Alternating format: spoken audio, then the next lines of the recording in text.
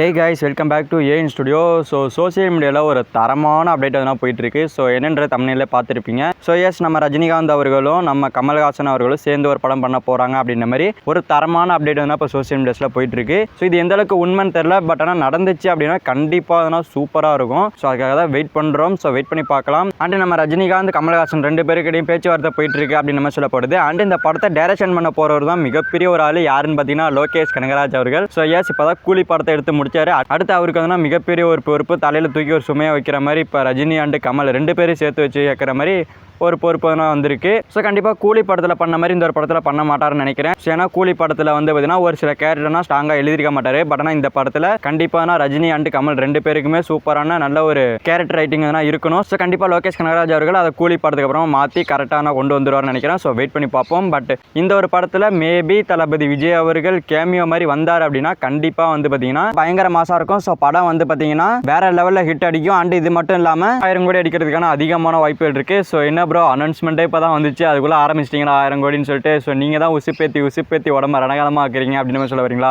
சொல்கிறேன் ஏன் அப்படின்னா ரெண்டு மிகப்பெரிய உச்ச நட்சத்திரங்கள் இருக்காங்க. உலக நாயகன் சூப்பர் ஸ்டார்னு சொல்லிட்டு.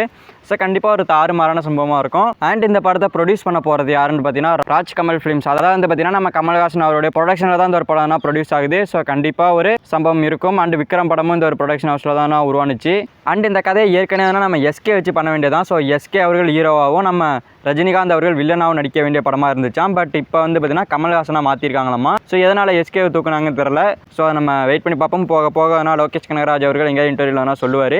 அண்ட் இந்த படத்தில் அனௌன்ஸ்மெண்ட்றது கூடிய சீக்கிரமாக வரப்போகுது அப்படின்னு மாதிரி சொல்லப்படுது. நம்ம லோகேஷ் கனகராஜ் அவர்கள் இப்போ வந்து பார்த்தீங்கன்னா கைதி 2 எடுப்பார் அப்படின்னு சொல்லிட்டு தான் ஃபேன்ஸ் ஈகலாக வெயிட் பண்ணிட்டு இருக்கோம். இந்த நிலைமையில இப்படி ஒரு அப்டேட் அனௌன்ஸ்மெண்ட் கம்மிங் சூன் அப்படின்னு வேறு எதனா சோசியல் மீடியாவில் சொல்கிறாங்க அப்படின்னா கைதி 2 மறுபடியும் தள்ளி போகுதா அப்படின்ற மாதிரி தோணுது. கைதி 2க்கு தான் வேறு லெவலில் வெயிட் பண்ணுறோம். பட் இப்போ இந்த படம் குறுக்க வருது.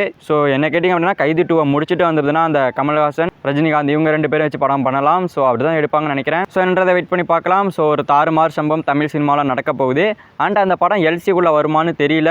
வந்தாலும் சூப்பராக இருக்கும். வெயிட் பண்ணி பார்ப்போம். இட்ஸ் ஓகே நண்பா. நம்ம சூப்பர் ஸ்டார் ரஜினிகாந்த் அவர்களும் கமல்ஹாசன் அவர்களும் சேர்ந்து ஒரு படம் நடிக்க போகிறாங்க அப்படின்ற மாதிரி அப்டேட் வந்திருக்கு. அண்ட் டைரக்ஷன் வந்து லோகேஷ் கனகராஜ் அவர்கள் அப்படின்ற மாதிரி சொல்லியிருக்காங்க. இதை பற்றி உங்களோட ஒப்பீனியனை கமெண்ட் பாக்ஸில் கமெண்ட் பண்ணுங்க. இந்த மாதிரி தமிழ் சினிமா இருக்கிற மூவிஸ் அப்டேட்ஸ்லாம் நம்ம சேனல் சப்ஸ்கிரைப் பண்ணி சப்போர்ட் பண்ணுங்கள். It's okay. தேங்க்யூ ஃபார் வாட்சிங். அடுத்த பார்க்கலாம். தேங்க்யூ.